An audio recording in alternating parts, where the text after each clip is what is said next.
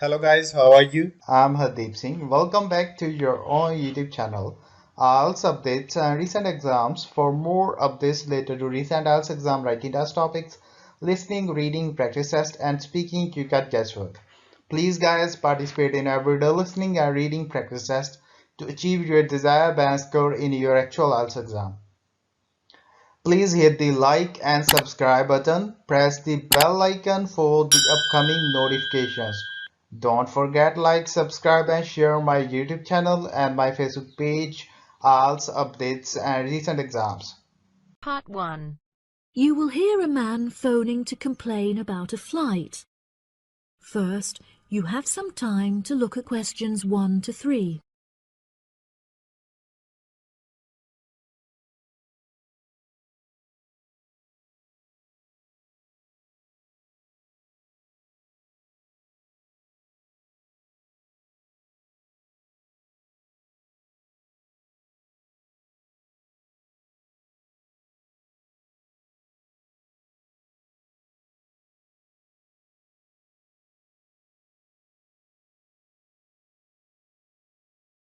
Hello, you have reached the complaints department. How can I help you? Yes, hello there. I am phoning to make a complaint regarding a flight that I took with you recently. Okay. There are some details I will need to take from you first. May I have your name, please? Jack Dawson. That's Dawson. And your address? It's 33 Hillcrest Road. That's HILLCREST. 33 Hillcrest Road. Is that in Exeter? Yes, And what is the postcode of the residence? it's AL698GQ. Thank you. Do you have a telephone number? Yes, the number at my office is 754688. That's good. And may I just take a home phone number for you in case of emergencies? No problem.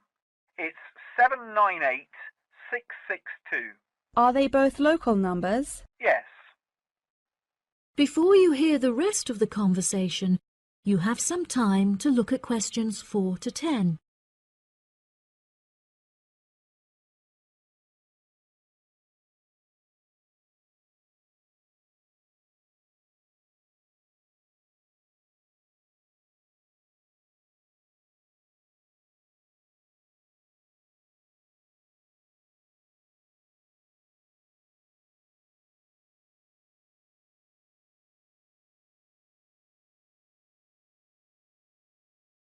Now listen and answer questions 4 to 10.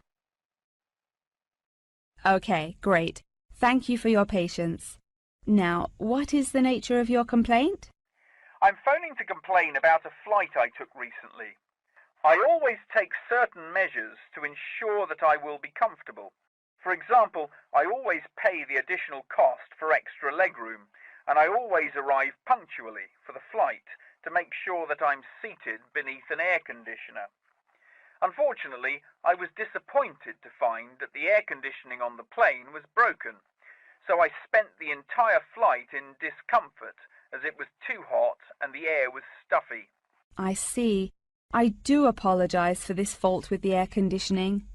Now, while I have you on the phone, would you mind answering a short questionnaire regarding your recent flight? Sure.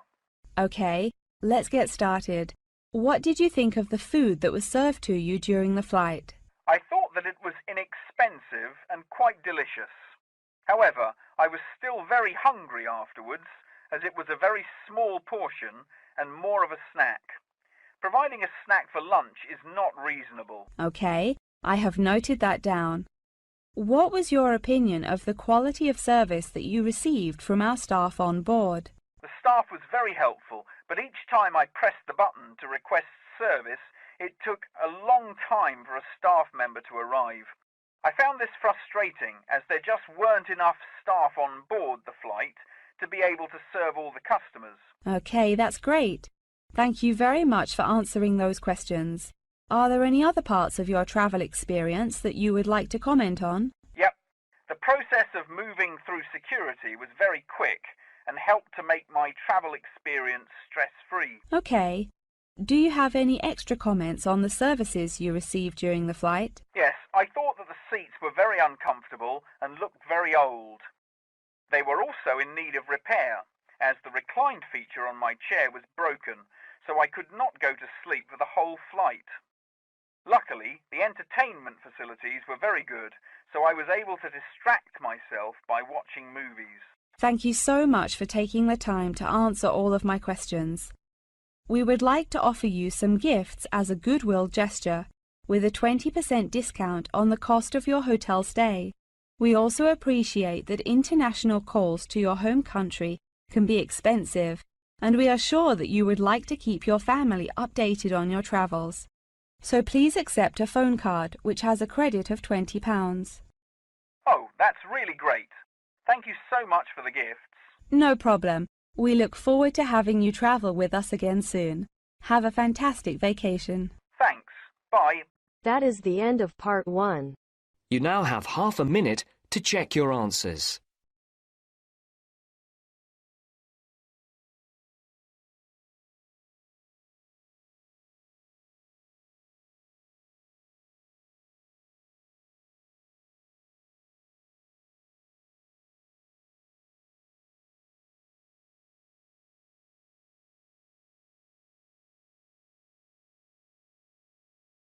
Now turns to part 2. You will hear a talk for teachers about the Holylands Museum and Education Centre.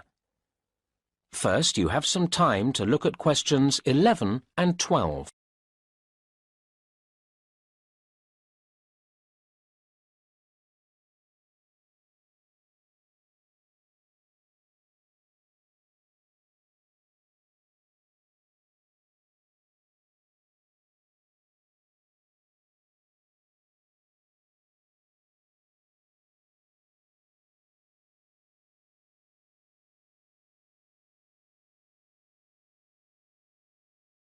Now listen to the first part of the talk and answer questions 11 and 12.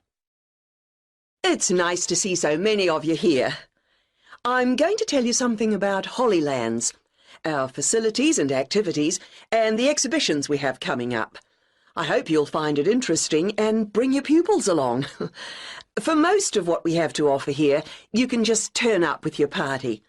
I'm pleased to say that recent work has meant that the whole centre is prepared for blind visitors.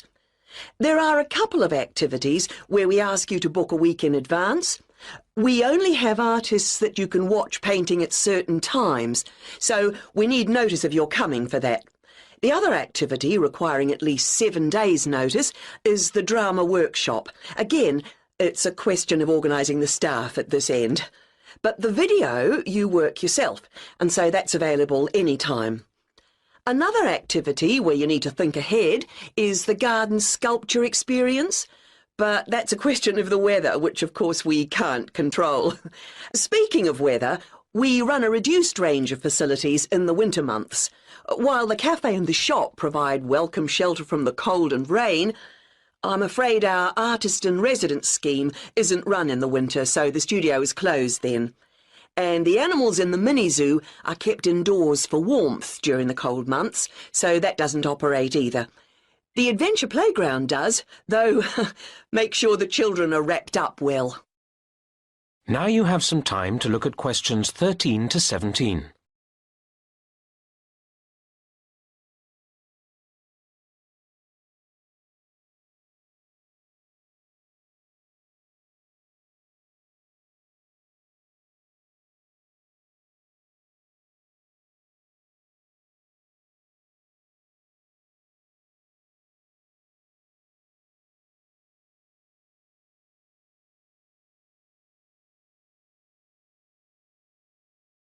Now listen to the next part of the talk and answer questions 13 to 17.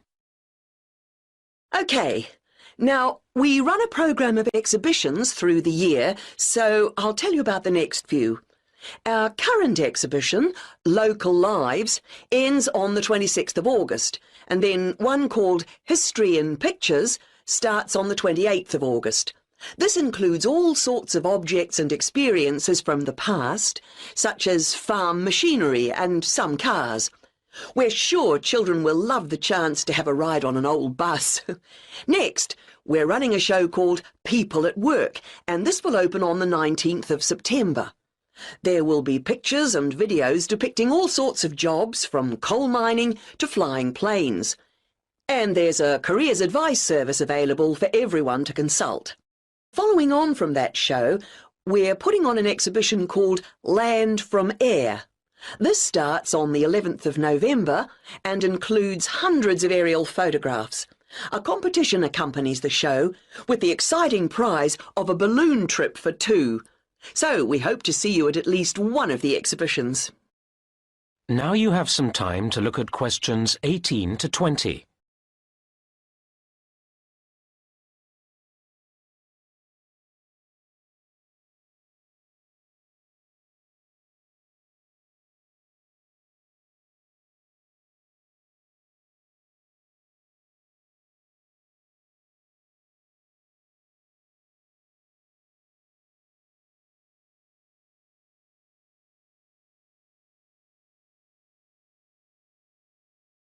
Now listen to the rest of the talk and answer questions 18 to 20.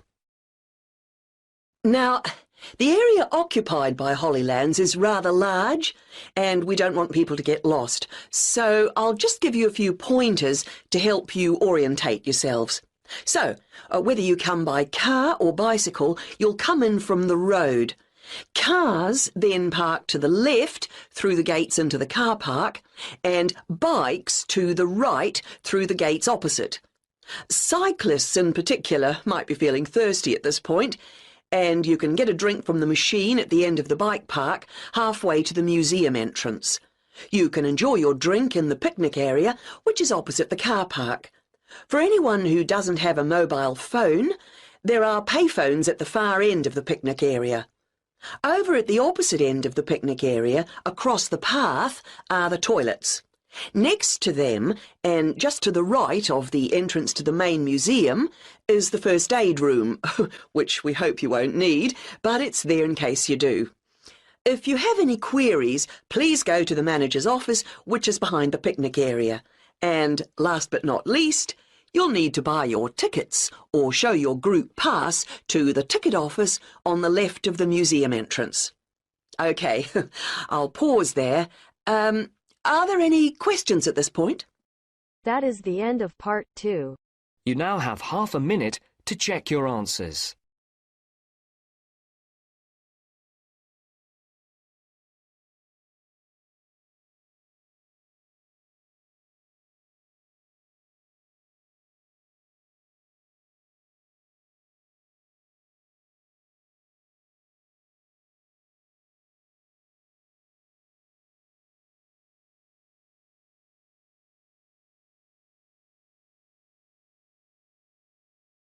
Now turns to part 3.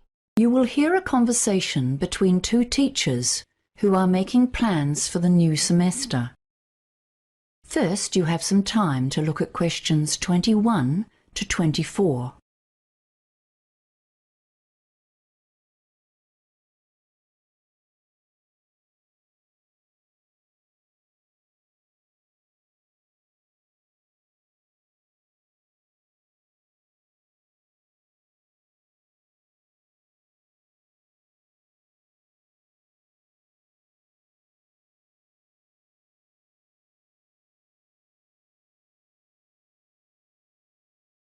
Now listen carefully and answer questions 21 to 24. Hi, Hannah. How's it going? Are you finding your way around? Yes, slowly. It'll take a while before I've met everyone and I've got the hang of things. You'll be fine in a few days. It just takes time. So, for today, let's just go over the basics. Now, you've already got the syllabus for the semester. Yes, I got that from... I think her name is Maureen? The coordinator for the department? Yes, and remember that the syllabus isn't set in stone. We can make alterations to suit our students, but you'll have to tell her about any alterations we make so she can put it in the records. For example, if we see that our students need more work with writing, we can add some supplementary material. Okay, Fine. So, what about assessment? Do we design our own tests? No, you don't need to worry about that. But we do need to design a written assignment task for them. When the time comes, you can find examples from past years in the secretary's office. Oh, the secretary. That's Paul, isn't it? I met him earlier today. No, Paul is our assistant classroom coordinator, and he can give you a hand with finding the books and supplies. The secretary is a young man named Jason. You may not have met him yet. He has a small office near the door just over there. It's really too small, because it's very crowded with stuff. Can you see all those filing cabinets? Oh, yes. I was wondering about those. That's his office. Those cabinets contain all of our previous papers, test results, student assessments, and things like that. I'll introduce myself when I see him later on. Yes, he's really nice. Okay, so we have your attendance list here. Let's see. Good. It looks like you'll have a really nice group. William usually does the class lists. He's very good at it. I see you have about 10 new students. So you'll have to make sure that they receive the orientation materials and know the basics about the school, where things are, who to go to for help. Yes, I was told that I should speak to, Kelly about that. Is that right? That's right. She's in charge of pastoral care, and she'll make sure you have everything you need to pass on to the new students. I think she'll give you a copy of some stuff for yourself, too, like maps of the school and a timetable.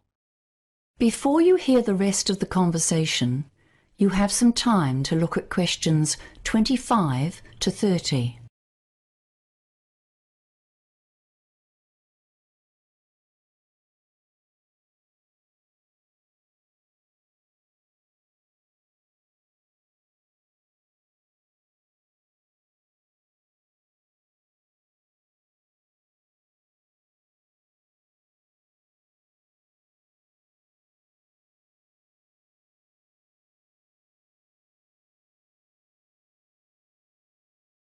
Now listen and answer questions 25 to 30. The syllabus itself doesn't have firm dates for assessment and tests and homework, so I think it's a good idea to hash some of that out today while we're both here.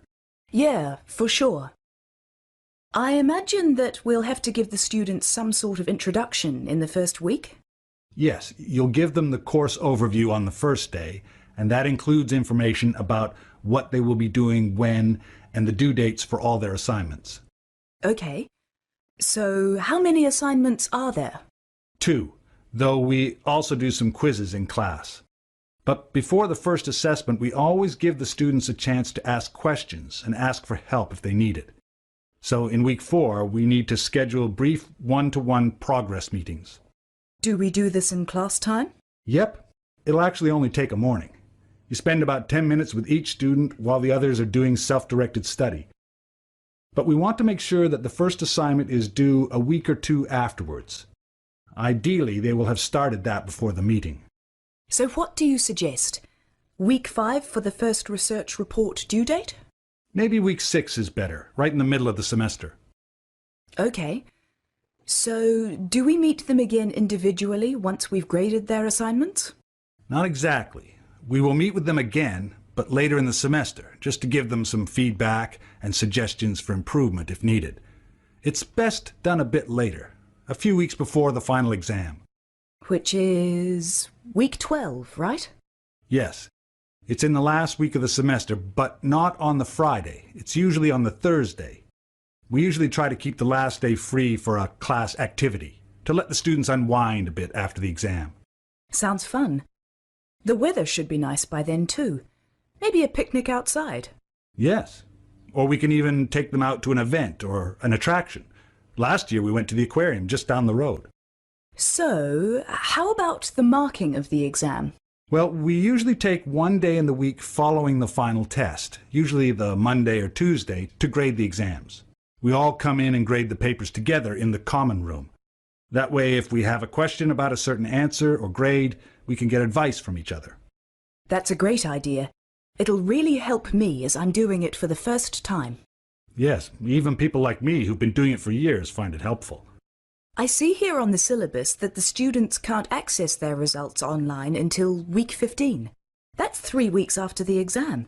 That's rather a long time to wait. Well, it's actually the week before that when the students receive their final marks. But we don't enter them onto the computer until the following week because we want to make sure they're correct. That is the end of part 3. You now have half a minute to check your answers.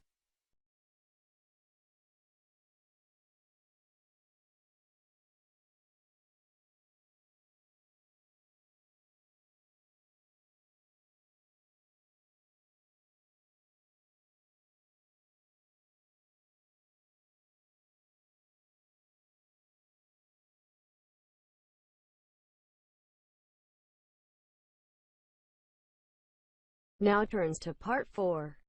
You will hear a talk on the topic of driverless cars. First, you have some time to look at questions 31 to 40.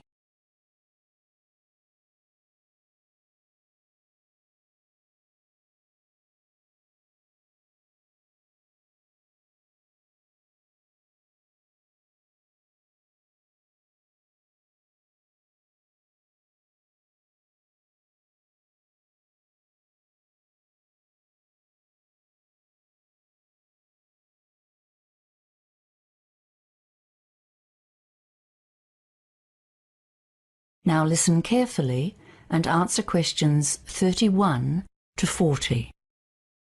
Hello everyone. Today's talk is about motor vehicle technology of the future, and in particular about driverless cars. So first, what is a driverless car? This is not a simple question, and the British automotive industry has set 5 levels of driver control on the route to truly autonomous vehicles. Level 0 or driver-only cars are what most of us are operating right now.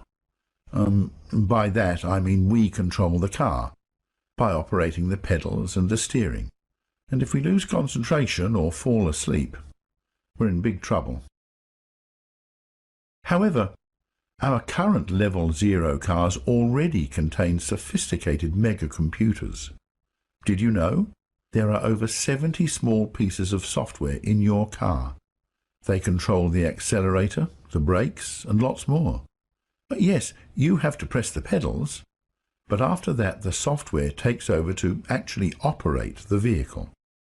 Okay, so now Level 1 or assisted cars are already on the market. So what's different about these cars? They tend to have computer-controlled assistance for parallel parking or electronic braking systems. Some companies are also making Level 2 or partially automated cars. They have functions like adaptive cruise control and lane keeping. They can change their speed to match the car in front of them, so they can operate in heavy traffic. However, drivers still need to monitor carefully and be ready to take over if necessary. Now, note that higher levels are not yet available for commercial sale, but Level 3 or conditional automation vehicles will in theory be able to perform highway driving without the need for input from you, the driver. Well, not totally. They might need to ask the driver to take over in difficult situations, giving sufficient notice so that he or she is ready to resume control. So you can't go to sleep. So, what's the next step in this gradual process of developing automated vehicles? Yes, Level 4, or high automation vehicles. These cars may not have pedals or a steering wheel at all. Can you imagine that? They will be restricted to city environments, but in other ways are not so different from Level 5 cars, which will be fully automated in all situations. In this science fiction future, the driver may get into a vehicle, program it, and then sip coffee, sleep, or check the internet while the car propels him safely to his destination.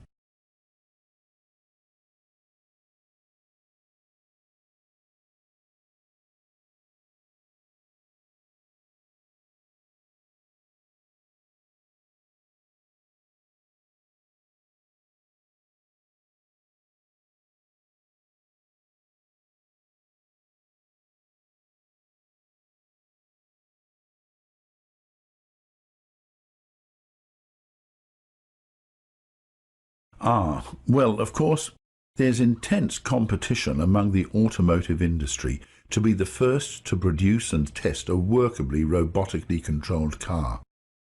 But these cars are nowhere near ready for open road driving.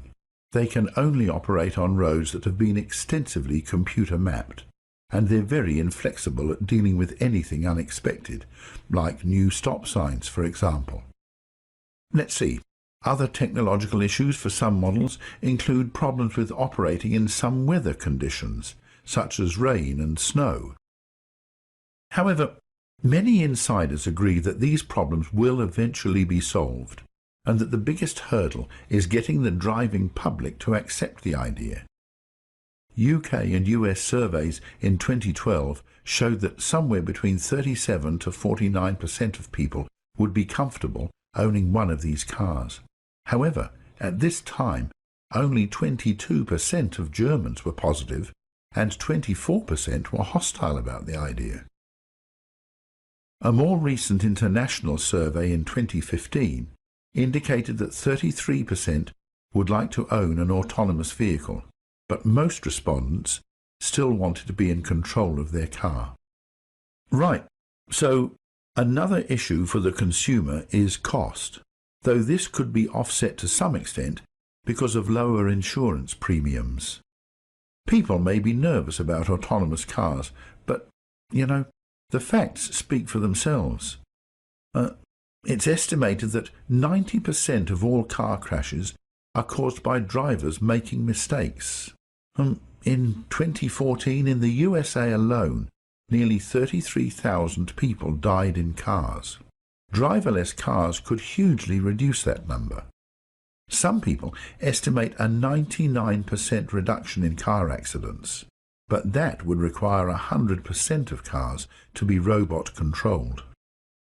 So what about the transition period? After all, whenever it begins, this change can't happen overnight. For many years, both human and computer-controlled vehicles will share our roads. Motorway driving is relatively predictable, but as we know, most cars are driven in complex situations in crowded cities.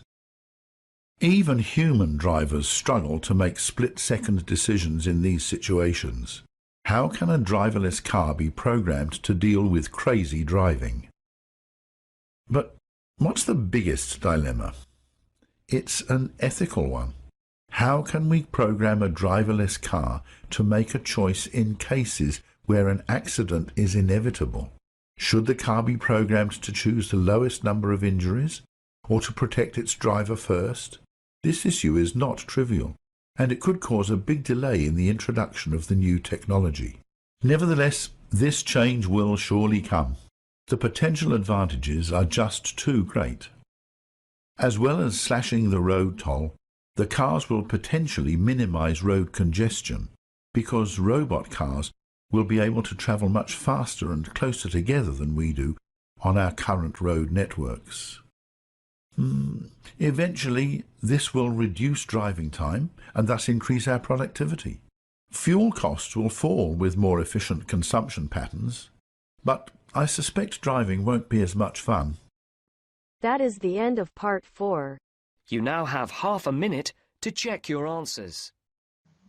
So guys, don't forget like, subscribe and share my YouTube channel and my Facebook page, IELTS updates and recent exams. For more updates related to recent IELTS exam writing test topics, listening, reading, practice test and speaking, you got guesswork. Please guys, participate in everyday new IELTS listening and reading practice tests to achieve your desired band score in your actual IELTS exam. For more IELTS material, visit my official website www.ieltsupdatesandrecentexams.com. The link is given below in the description. If you need PDF files of latest IELTS material, then please join my Telegram channel. So guys, please write your score below the comment section. Again, thanks for listening. God bless you all guys. Stay tuned, stay safe.